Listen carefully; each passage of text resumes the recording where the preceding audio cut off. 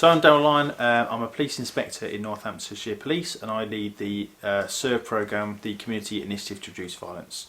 So the Community Initiative to Reduce Violence is a programme that's ran in the United States, in Cincinnati, the CIRV programme in Boston, and then it moved across to Glasgow when they ran it under their Violence Reduction Unit. We've taken the principles of that programme and adapted it for use in Northamptonshire. I've been a police officer for 13 years. I've been the head of the CIRV programme since it started in February, and I wrote to Northamptonshire Police and said, I think we can use your integrated offender management programme to better effect, to help with the growing issue of young people entering into serious organised crime, gangs, drug dealing, and use a different approach that hadn't been tried in England before to prevent people entering into that way of life, and if they find themselves in it, how they can get themselves out. So Northamptonshire is a county of around 720,000 people. I happen to be a sergeant, a uniformed sergeant in a deprived area of Northampton that had lots of issues around gangs, and actually we probably saw our first homegrown gang in around 2013 when it happened to be in the estate of where I was working as a sergeant. The only choices we had back then was to manage it in a traditional police way, which is generally via enforcement, so locking up the people that were causing the issues, using a lot of enforcement tactics, and crime came down. However, I think we've all felt that that was probably short term, and indeed it was short term.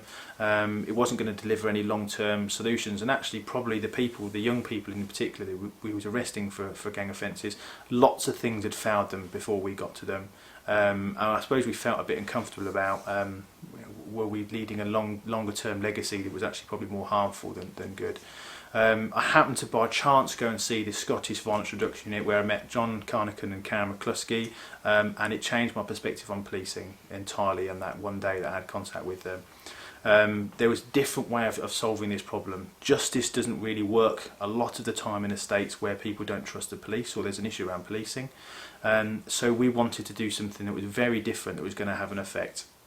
We started some small scale activity. We ran something called Project Redemption, which was in effect problem orientated policing for issues we'd previously dealt with under a police framework. So as an example, there was a house that was having lots of antisocial behaviour. Previously we'd just gone and looked for a closure order on that address because of antisocial behaviour, because that's in our police toolbox. However, what we did instead was we went and under Project Redemption, we went and engaged the mum. She had really low self-esteem. She had no way of controlling her property. People were entering it against her wishes. So we got her involved in some adult education classes. We raised her self-esteem by saying we can get you a job where you can make your child feel proud. We can get your landlord involved and do some bits that helped her out. And almost overnight the antisocial behaviour stopped at the address. We'd gone and taken a different approach, looked at the problem, how can we resolve the problem. We didn't need to go and do anything like use any of the policing powers to go and try and do that, and things moved on for her. A few years later I was promoted to inspector. I was inspector for Wellingborough and Eastern Northants district, and I had integrated offender management.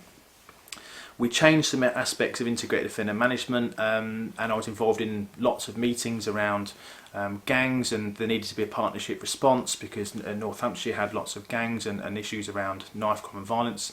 There have been a lot of proactive and investigative police operations to go and jail the people involved in those type of activities, but it wasn't abating, it wasn't slowing down at all. All it really happened was a vacuum effect occurred where you'd get younger and younger people getting sucked up to fill the vacuum that was left by the people that was leaving at the top. So I got a bit frustrated by being in partnership meetings where the consensus of the meeting often was we need a partnership response, but no one was leading that response from what I could see. So knowing what I'd learned from Glasgow in 2015 and having a different approach, I wrote to the force and said I want to run you a programme called CIRV, the Community Initiative to Reduce Violence, which is what Glasgow had previously run, and using that methodology to try and solve the problem. So we decided to lead that response. We were supported by the force for going and doing that, and we spent about 8 months of intensive planning. We then decided we was going to launch on the 1st of February 2019. We wanted to make sure we was fully up to speed where we could cater for the number of referrals we was likely to receive as a result. And here we are some 9 months later, having received 710 referrals into the programme since it started. So we decided to structure CIRV in a different way to how I'd seen policing and other public facing organisations work before. We wanted to abandon a lot of process and things that didn't help us engage with people in preference of having good people with good communication skills and having a genuine human to human interaction. And while in policing that can sound quite soft, it's so important. And one of the things I really took from Scotland when I went to see them is the importance of having really good people that could have really positive relationships with other people by virtue of their innate communication skills. So we abandoned a lot of the process. Of course, we've got safeguarding policy to follow, that remains. But in terms of how we engage people, that's what we did that was different. So we have 3 golden rules that we introduce. Number 1 is, does it feel right? We don't do anything unless it feels like it's the right thing to do, and if it doesn't feel like the right thing to do, we don't do that either. Secondly is, whatever we do has to be in the direction of where that young person or whoever the person is wants to take their life. And thirdly, we have to do that together. So those 3 things that's the framework they operate in, and the officers who work as the navigators in the programme, that's the rules that they follow, and providing that those 3 rules are fulfilled, they can do whatever they need in terms of trying to help that person they're managing. We also have a system where we use the behavioural change stairway, which is from police negotiating, and that's about building a genuine base of trust with the person you're trying to help. And when you do that, the person then doesn't want to let you down personally because you've got a genuine relationship with that person. They trust the advice that you're giving them. They want to work with you because you've built up a relationship with that person. And the reason we have brains the size we do is because we're social animals, and that's why we want to build a relationship up with the people trying to help, so we can then get them to change their mind. We not just that though, we also then have a fully integrated programme of services, and all the services we had to make sure worked in the same way that we worked, so follow the same system of rules. So we have our own mentors, we have 2 ex-gang members who work as part of the team, we have our own life coaches, we have our own therapists, we have our own careers advisors, family support workers, and a youth offending service officers work as part of that, as a fully integrated programme. So if I need a careers advisor today, all I've got to do is go and ask one of the people upstairs. I don't have to submit a long referral process or long referral form, and I can go and get that opportunity for that young person who we're trying to work with. We also have, so the officers are split between, I have 7 navigators and I have 4 disruption officers. So the navigator's job is, if we've got someone who needs some relatively intensive support, they're assigned a navigator. The reason they're called navigator is their job isn't to tell them what to do, their job is to map out their choices for them. So if someone's saying to us, I want to be a drug dealer, we won't say don't do it, I'm saying do it with all the information. So if you want to have your brothers and sisters taken into care, you want your mum to lose a house, and you want to be looking over your shoulder for the rest of your life, then that's up to you. That's a choice for you to make, and if you want to go and do that, that's fine. I'll tell you what the police will do in response to that, and you can make that choice should you want to do it. But we'll highlight the other choices they perhaps felt that so weren't available to them, so things like careers advice and getting people into careers. We employ someone that places people into business, so his job will be saying to businesses, we want to help you give back to your community.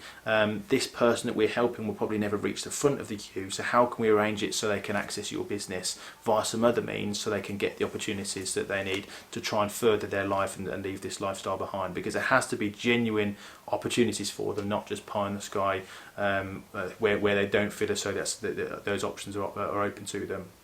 We work really quickly, so if we pick an adult up who's homeless today, who's committed to desisting from being in a gang, and they're homeless, we'll place them in a house that day, we'll get them food that day, and that's all about building that trust up, which is really important as how the programme operates. But it's not unconditional, they have to then desist from the things they were doing in gangs before. Conversely though, we don't ask them to leave a gang, we're asking them not to engage in violence and drug dealing offences. That's what we're asking them to do. They'll leave their peer group behind as and when they choose to do that. We highlight that it perhaps isn't the best thing for them to do, but asking someone to change at the same time as you're asking them to leave their peer group behind, that's almost impossible. So the disruption officers are there for the people that are relatively high end, who have chosen that they don't want to leave their offending ways behind. So for that person that's saying I want to carry on being a drug dealer or just won't engage with the programme, we say to them, okay, but our response to you will be X, and that response is that we're going to go and make life difficult for you in the way that the public expect the police to do that. So these are people that have already been offered a way out but have chosen they don't want to take that route. Now there's nothing left for us to do in that situation other than to use disruptive policing to go and try and make life difficult until they want to engage, or try and get that person turned to prison. And that's all that we can do to try and protect the community in that position. Every time we catch that person out, or every time we have contact with that person, we're constantly giving that CIRV message, going to say, it doesn't have to be this way. We can get you out should you want to get out. But if you don't want to, you have to be prepared to accept the consequences. And the consequences are, as the police, that will come after you. So it's always with that way in mind. We inform the court that they've had that way out offered to them. If they do well, we also tell the court they're doing well. But that's a really effective method that we've picked up on in terms of focused deterrent. Is really important, because we can't just be saying to people there's a way out if you want it, but you can carry on being an offender should you want to. We need to try and engage people in a different way for those people that don't initially say they want to leave. So they've got a clear choice to make between being supported by a navigator or being disrupted by a disruption officer, should they be a high enough priority for us to disrupt them. It doesn't interfere in the criminal justice model. So if someone's arrested for carrying a knife, for example, and we see them in custody, they'll still be dealt with by way of carrying that knife. The opportunity it does present us, though, is if they then do well in the programme, we will provide the court with a report to give them that information they're doing well in the programme. Also, though, is the case if they say no to support. So if we've got a gang member in custody who's been very prolific, and we go and offer them support in the cells and they say no, we'll make the court aware of that, because my support offer is better than anyone else's in this country, so I can support them better than anybody else can. So if they're saying no to my support offer, the court can't beat that. So the court should be made aware of that, and that will inform their sentencing decision should they make one on that occasion. So we are here to support or undermine the gang member based on their choice, but it is all about them making a choice, and if they choose to support, we'll work really quickly with them to go and get them supported as quickly as possible, but with clear boundaries in place. So if they start then trying to push a bit too far, we'll then go and say, no, that's not what this programme is about. We're here to do this together. We've got to trust each other, and that is one of the only times where we can't continue to work with a gang member where they've undermined the trust, because it is so important for this programme in terms of its methodology that we trust each other to do the right thing, and that's the basis of a genuine relationship. And it is entirely possible, let me tell you, for police officers to have relationships with gang members. It is entirely possible. It's hard to do, but we've shown that it's entirely possible here. The ex-gang members we work with, which there's 2 on the programme, they help overcome that initial trust barrier. So whilst they may not trust me as a police officer, the ex-gang member starts to open that door slightly so we can get our foot in it, and then say and show that we're able to be trusted, and then we start working on with that person on that journey. We never make it a secret that we're police officers. We sit at a natural disadvantage because we are, but the police officers that we work with on this programme have got such fantastic communication skills that it means that they can do that and use that to their advantage.